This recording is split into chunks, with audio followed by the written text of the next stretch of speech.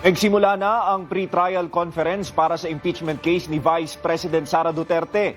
Closed door ang naging pre-trial kung saan kabilang sa isinagawa ay ang stipulation of facts para maging organisado ang proseso.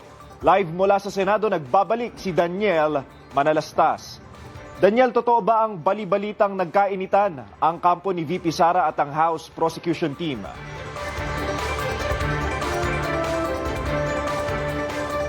Alam mo Gab, tama ka, may lumabas nga na bali-balitang ganyan. Subalit hindi naman niyang kumpirmado at may paliwanag dyan ang defense team ni Vice President Sara Duterte.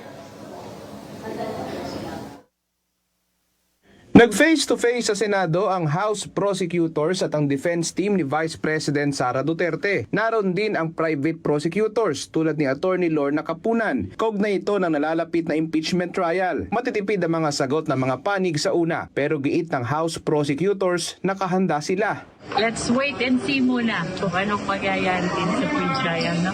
But we're prepared.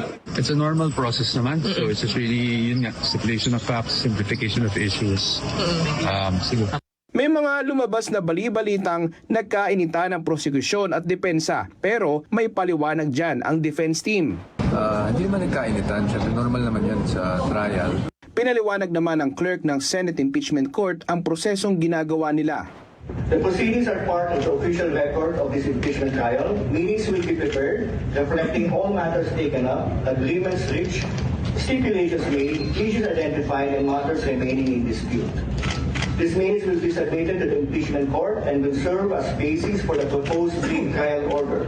Sa 24 na senador, isa ang nakadetine, habang isa naman ang missing in action dahil sa ICC warrant. Kaya naging usapin din kung kailangan pababain ang conviction threshold o kailangan bilang ng boto para makapag-convict. Kung tatanungin si Senate President Win Gatchalian, 2/3 of all members, no?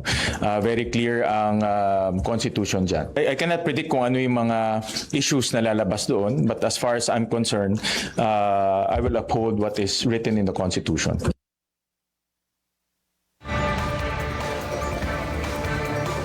Gab, inaasahan na hindi matatapos yung pre-trial conference ngayong araw. Subalit inaasahang ipagpapatuloy naman ito sa susunod na linggo. Gab?